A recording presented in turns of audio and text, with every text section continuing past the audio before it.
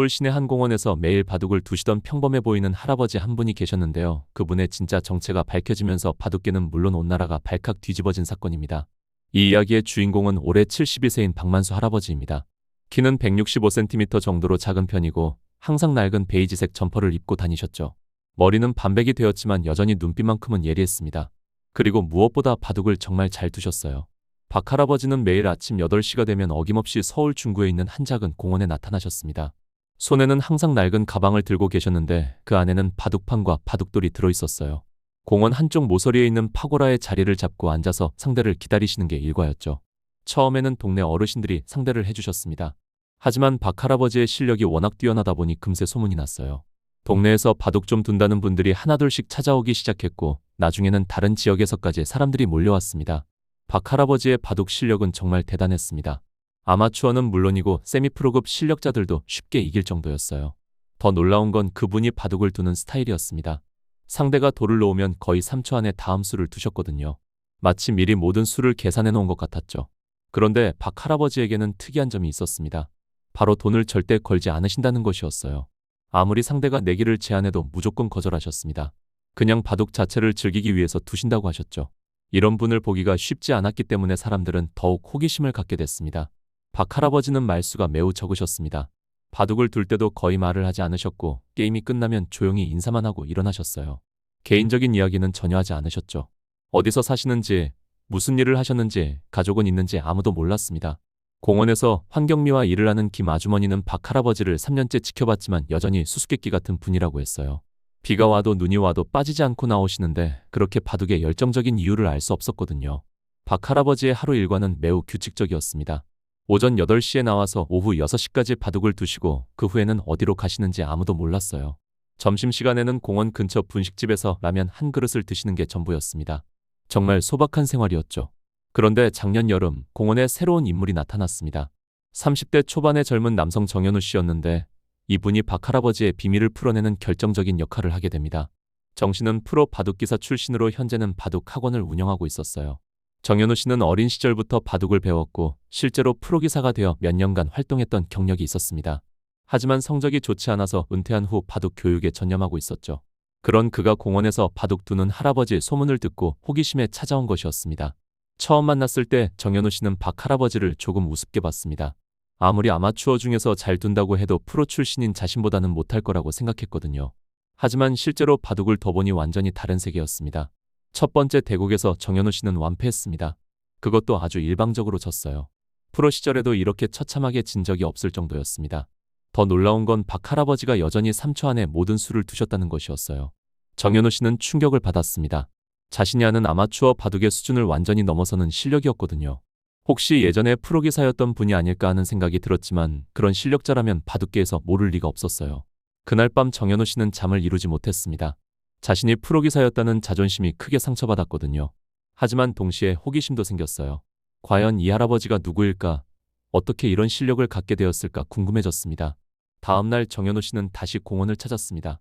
이번에는 더 신중하게 바둑을 뒀지만 결과는 마찬가지였어요. 또 다시 완패했습니다. 그것도 전날보다 더 일찍 끝났죠. 박 할아버지는 여전히 무표정하게 바둑돌을 정리하시고 조용히 자리를 떠나셨습니다. 정현우 씨는 이제 본격적으로 박 할아버지에 대해 조사하기 시작했습니다. 우선 공원 주변 상인들에게 물어봤어요. 하지만 모두들 박 할아버지에 대해 아는 게 거의 없었습니다. 3년째 매일 보고 있지만 개인적인 대화를 나눈 적이 없다는 거였죠. 분식집 사장님만이 조금 더 자세한 정보를 알고 있었습니다. 박 할아버지가 점심으로 항상 라면만 드신다는 것, 그리고 항상 현금으로 계산하신다는 것 정도였어요. 카드나 핸드폰 결제는 한 번도 하신 적이 없다고 했습니다.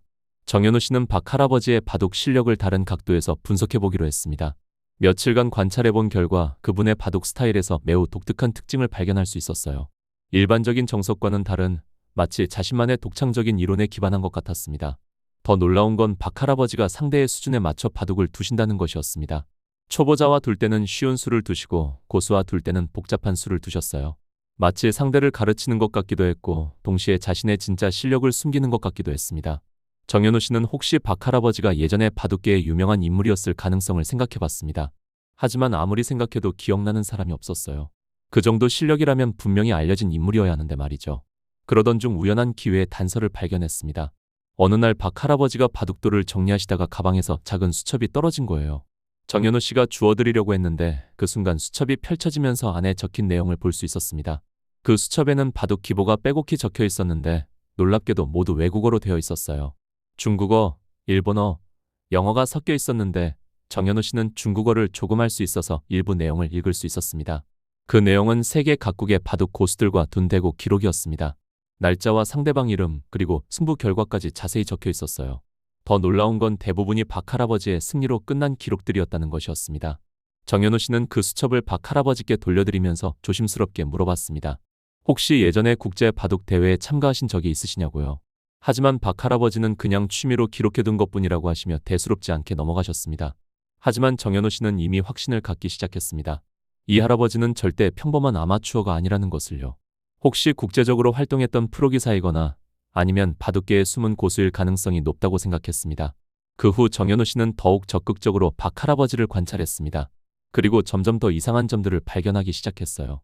우선 박할아버지가 사용하는 바둑돌이 일반적인 플라스틱이 아니라 진짜 조개껍질로 만든 고급품이었습니다. 또한 바둑판도 자세히 보니 상당히 오래되고 값진 것 같았어요. 나무의 질이나 제작 방식을 보면 최소 몇십 년은 된 것 같았는데 아마추어가 갖기에는 너무 좋은 바둑 도구였습니다. 더 흥미로운 발견은 박할아버지의 손가락이었습니다. 오랜 시간 바둑돌을 만진 사람에게만 생기는 특유의 굳은 살이 있었어요. 그것도 아주 깊고 두꺼운 굳은 살이었습니다. 이런 굳은 살은 최소 몇십 년간 매일 바둑을 둔 사람에게만 생기는 것이었죠. 정현우 씨는 이제 확신했습니다. 박할아버지는 절대 평범한 바둑 애호가가 아니라는 것을요. 분명히 바둑계에 숨겨진 전설 같은 인물일 것이라고 생각했습니다. 그래서 본격적인 조사에 나섰어요.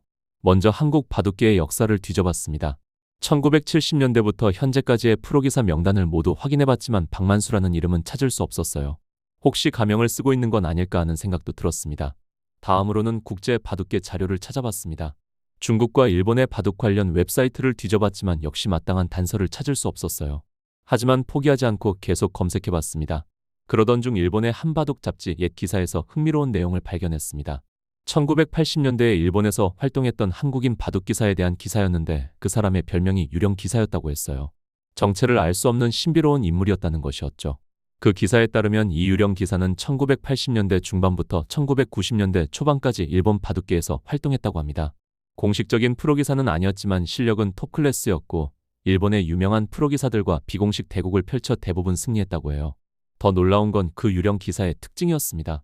매우 빠른 속도로 바둑을 두었고 상대의 수준에 맞춰 실력을 조절할 줄 알았다고 했어요. 그리고 돈을 걸고 바둑을 두는 것을 극도로 싫어했다는 내용도 있었습니다.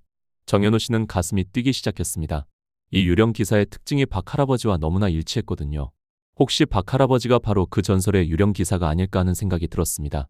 하지만 확실한 증거가 필요했습니다. 그 일본 잡지 기사에는 유령 기사의 사진이나 본명이 나와 있지 않았거든요. 단지 나이가 지금의 박할아버지와 비슷할 것으로 추정된다는 내용만 있었을 뿐이었습니다. 정현우 씨는 더 깊이 파고들기로 했습니다. 일본의 바둑 관련 커뮤니티에 문의해보니 그 시대를 기억하는 사람들이 몇 명 있었어요. 그들의 증언을 종합해보니 유령 기사에 대한 더 구체적인 정보를 얻을 수 있었습니다. 유령 기사는 당시 일본에서 전설적인 존재였다고 합니다. 정식 프로기사가 아니었기 때문에 공식 대회에는 참가할 수 없었지만 실력만큼은 일본 최고 수준이었다고 해요. 특히 그의 독창적인 바둑 이론은 당시 일본 바둑계에 큰 영향을 미쳤다고 합니다. 그런데 1990년대 초반 어느 날 갑자기 그가 사라졌다고 해요. 아무런 예고도 없이 일본을 떠났고 그 후로는 소식이 전혀 없었다는 것이었습니다. 일본 바둑계에서는 그를 찾으려고 노력했지만 결국 찾지 못했다고 합니다. 정현우 씨는 이제 거의 확신에 가까운 심증을 갖게 됐습니다. 공원의 박할아버지가 바로 일본 바둑계의 전설 유령 기사라는 것을요. 하지만 어떻게 이를 확인할 수 있을까 고민했습니다. 그러던 어느 날 기회가 왔습니다. 공원에 일본인 관광객 몇 명이 왔는데 그중 한 명이 바둑에 관심을 보이는 거예요. 마침 그때 박할아버지와 정현우 씨가 바둑을 두고 있었는데 그 일본인이 다가와서 구경하기 시작했습니다. 잠시 후 그 일본인이 깜짝 놀라면서 뭔가를 중얼거렸어요. 정현우 씨는 일본어를 못했지만 그 사람의 표정을 보니 뭔가 알아본 것 같았습니다. 박할아버지도 그 일본인을 보더니 잠깐 표정이 굳어지는 것 같았어요. 그 일본인은 박할아버지에게 일본어로 뭔가를 물어봤습니다. 박할아버지는 처음에는 모르겠다는 식으로 고개를 저으셨지만 그 일본인이 계속 이야기하자 결국 일본어로 대답하시기 시작했어요. 정현우 씨는 그 장면을 보고 충격을 받았습니다. 박할아버지가 일본어를 유창하게 하신다는 것을 처음 알았거든요. 그동안 한국어로만 대화했었는데 알고 보니 일본어도 완벽하게 구사하실 수 있었던 것이었습니다. 더 놀라운 건 그 일본인의 반응이었습니다. 박 할아버지와 대화를 나누더니 갑자기 깊게 인사를 하면서 매우 공손한 태도를 보이기 시작했어요. 마치 대단한 인물을 만난 것처럼 행동했습니다. 그 일본인이 떠난 후 정현우 씨는 박 할아버지에게 물어봤습니다. 방금 그 사람이 뭐라고 했냐고요. 박 할아버지는 잠시 망설이시더니 그냥 바둑 이야기를 했을 뿐이라고 하셨습니다. 하지만 표정이 평소와 달랐어요. 그날 밤 정현우 씨는 그 일본인을 다시 만나보기로 했습니다. 다행히 그는 서울에서 며칠 더 머물 예정이었어요. 호텔에서 만나서 통역사를 통해 대화를 나눠봤는데 그의 말은 충격적이었습니다. 그 일본인의 이름은 다나카였는데 일본의 유명한 바둑 잡지 편집장이라고 했어요. 그리고 공원에서 만난 박 할아버지가 1980년대 일본 바둑계를 떠들썩하게 했던 바로 그 유령 기사라고 확신한다고 했습니다. 다나카 씨에 따르면 당시 유령 기사는 일본 바둑계의 전설적인 존재였다고 해요. 공식적인 프로 기사는 아니었지만 실력은 일본 최고 수준이었고 특히 그만의 독창적인 바둑 이론으로 유명했다고 합니다. 그런데 어느 날 갑자기 사라져서 30년 넘게 행방을 알 수 없었다는 것이었죠. 다나카 씨는 젊은 시절 유령 기사와 몇 번 만난 적이 있어서 그의 얼굴을 기억하고 있었다고 합니다. 비록 30년이 넘게 흘렀지만 그 특유의 눈빛과 바둑 두는 스타일은 변하지 않았다고 해요. 정현우 씨는 이제 확신을 갖게 됐습니다. 박 할아버지가 바로 일본 바둑계의 전설 유령 기사라는 것을요. 하지만 왜 그가 30년 넘게 정체를 숨기고 살아왔는지는 여전히 수수께끼였습니다. 다음날 정현우 씨는 박 할아버지를 찾아가서 모든 것을 털어놓았습니다. 자신이 알게 된 사실들과 다나카 씨와의 만남까지 모두 이야기했어요. 박 할아버지는 처음에는 부인하려고 하셨지만 결국 모든 것을 인정하셨습니다. 박 할아버지의, 아니 전설의 유령 기사는 드디어 30년간 숨겨온 자신의 이야기를 털어놓기 시작했습니다. 그 내용은 정말 파란만장한 인생 드라마였어요. 박 할아버지의 본명은 박철민이었습니다. 1950년 서울에서 태어나 어린 시절부터 바둑에 재능을 보였다고 해요. 하지만 당신은 바둑이 지금처럼 인정받는 분야가 아니었고 부모님의 반대로 정식 바둑 교육을 받을 수 없었습니다. 그래서 혼자 독학으로 바둑을 익혔다고 합니다.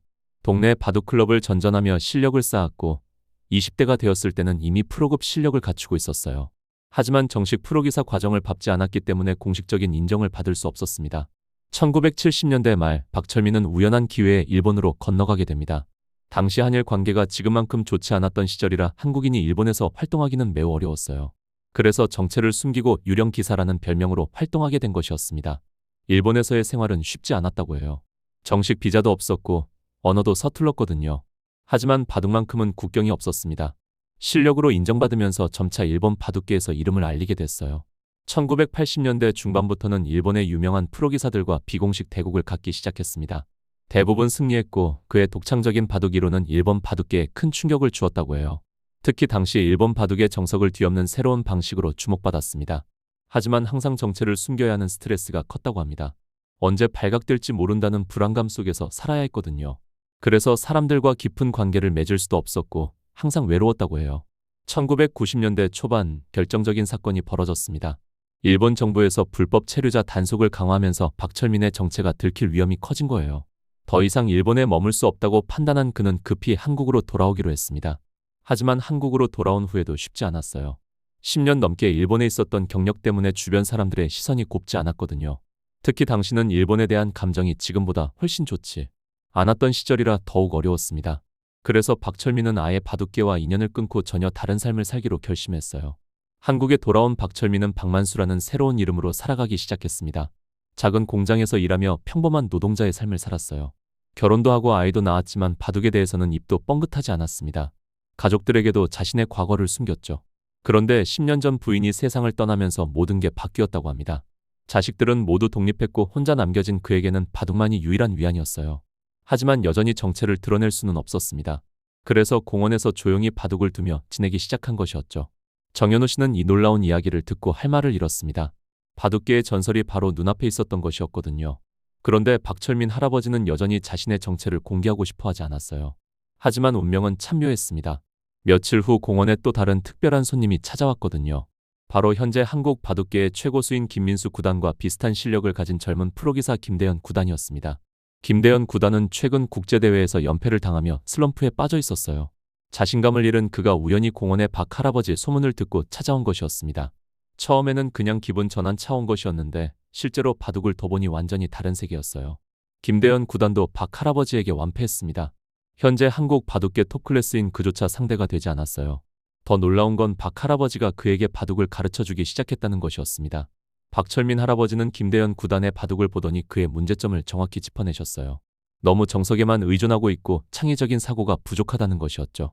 그리고 자신만의 독창적인 이론을 조금씩 가르쳐주기 시작했습니다. 김대현 구단은 감동했습니다. 자신이 그동안 놓치고 있던 바둑의 진정한 묘미를 깨달은 거예요. 박 할아버지의 가르침은 기존의 바둑 이론과는 완전히 달랐지만 놀랍도록 효과적이었습니다. 며칠 후 김대현 구단은 자신의 스승이며 현재 바둑계의 거장인 조현훈 구단에게 이 사실을 알렸습니다. 조현훈 구단은 처음에는 믿기 어려워했지만 김대현의 갑작스러운 실력 향상을 보고는 직접 공원을 찾아왔어요. 조은현 구단과 박철민 할아버지의 만남은 정말 역사적인 순간이었습니다. 두 사람이 바둑을 두는 모습을 본 사람들은 모두 숨을 죽이고 지켜봤어요. 한국 바둑계에 살아있는 전설과 숨겨진 전설의 대결이었거든요. 결과는 박철민 할아버지의 승리였습니다. 조은현 구단도 인정할 수밖에 없었어요. 이 할아버지의 실력은 현재 세계 바둑계 최고 수준이라는 것을 말이죠. 그리고 더 놀라운 것은 그의 바둑 이론이었습니다. 조은현 구단은 박철민 할아버지에게 정체를 물어봤습니다. 하지만 여전히 말씀을 안 하시려고 했어요. 그때 정현우 씨가 나서서 그동안 알게 된 사실들을 조은현 구단에게 털어놓았습니다. 조은현 구단은 깜짝 놀랐습니다. 일본 바둑계의 전설 유령 기사가 바로 한국 사람이었고 지금 자신 앞에 있다는 사실에 충격을 받았어요. 그리고 동시에 매우 기뻤습니다. 이런 대단한 인재가 한국에 있었다는 것이 자랑스러웠거든요. 하지만 박철민 할아버지는 여전히 공개를 꺼려했습니다. 이미 70이 넘은 나이에 다시 바둑계로 돌아가고 싶지 않다고 하셨어요. 조용히 공원에서 바둑을 두며 여생을 보내고 싶다고 말씀하셨습니다. 그런데 며칠 후 뜻밖의 일이 벌어졌습니다. 중국의 유명한 바둑 잡지에서 한국에 숨어있는 신비한 고수에 대한 기사를 실은 거예요. 누군가가 박철민 할아버지의 바둑 동영상을 중국 인터넷에 올린 것이었습니다. 그 동영상을 본 중국 바둑계가 발칵 뒤집어졌어요. 현재 세계 바둑계를 주도하고 있는 중국의 톱 프로 기사들조차 그 할아버지의 실력에 혀를 내둘렀거든요. 특히 그의 독창적인 바둑 이론에 큰 관심을 보였습니다. 중국 바둑계에서는 공식적으로 박철민 할아버지를 중국으로 초청하겠다고 발표했습니다. 그리고 일본에서도 30년 만에 유령 기사가 발견되었다며 큰 화제가 되었어요. 박철민 할아버지는 하루아침에 세계적인 유명인이 되어버린 것이었습니다. 처음에는 당황스러워하던 박철민 할아버지였지만 점차 마음을 바꾸기 시작했습니다. 자신의 바둑 이론을 후배들에게 전수해야겠다는 사명감이 생긴 거예요. 특히 한국 바둑의 발전을 위해 자신이 할 수 있는 일이 있다면 해야겠다고 생각하셨습니다. 그래서 박철민 할아버지는 결국 자신의 정체를 공개하기로 결심했습니다. 한국바둑협회에서 정식으로 그를 명예 고문으로 위촉했고 젊은 프로기사들을 가르치는 역할을 맡게 되었어요. 박철민 할아버지의 복귀는 한국 바둑계에 새로운 활력을 불어넣었습니다. 그의 독창적인 이론을 배운 한국 기사들이 국제대회에서 연이어 좋은 성과를 거두기 시작했거든요. 특히 중국과 일본을 상대로 한 성적이 눈에 띄게 향상되었습니다. 그리고 박철민 할아버지는 자신의 파란만장한 인생 이야기를 책으로 출간했습니다. 유령 기사의 귀환이라는 제목의 이 책은 베스트셀러가 되었고 많은 사람들에게 감동을 주었어요. 현재 박철민 할아버지는 75세의 나이에도 불구하고 여전히 정정하십니다. 공원에서의 조용한 바둑은 이제 국제적인 바둑 세미나로 바뀌었지만 그분은 여전히 겸손하고 차분한 모습을 잃지 않고 계세요. 정현우 씨는 지금 박철민 할아버지의 직제자가 되어 그의 이론을 체계적으로 정리하는 일을 하고 있습니다. 그리고 김대현 구단은 박 할아버지의 가르침을 받아 세계대회에서 우승을 차지하며 한국 바둑의 위상을 높이고 있어요. 가장 놀라운 것은 박철민 할아버지가 여전히 그 공원에서 바둑을 두신다는 것입니다. 이제는 세계 각국에서 바둑 애호가들이 찾아오지만 그분은 변함없이 모든 사람을 따뜻하게 맞아주고 계세요. 공원의 그 작은 파고라는 이제 한국 바둑의 성지가 되었습니다. 평범해 보이는 할아버지 한 분이 숨겨온 놀라운 비밀이 밝혀지면서 전 세계 바둑계가 뒤바뀐 것이죠. 이 이야기는 우리에게 중요한 교훈을 줍니다. 겉모습만으로는 사람을 판단할 수 없다는 것, 그리고 진정한 실력은 화려한 외형이 아니라 오랜 시간 쌓아온 내공에서 나온다는 것 말이에요. 박철민 할아버지의 이야기는 지금도 계속되고 있습니다. 30년간 숨겨왔던 재능을 다시 세상에 펼치며 한국 바둑의 새로운 전성기를 열어가고 있거든요. 그 작은 공원에서 시작된 이 놀라운 이야기가 앞으로 어떻게 전개될지 정말 기대됩니다. 여러분도 혹시 주변에서 평범해 보이는 분들을 다시 한번 주의 깊게 살펴보시기 바랍니다. 어쩌면 그분들 중에도 박철민 할아버지 같은 숨겨진 전설이 있을지도 모르니까요. 세상은 정말 놀라운 이야기들로 가득하다는 것을 이번 사건을 통해 다시 한번 깨달을 수 있었습니다. 재밌게 보셨다면 좋아요와 구독 부탁드립니다. 영상을 제작하는데 큰 힘이 됩니다. 그럼 좋은 하루 보내세요.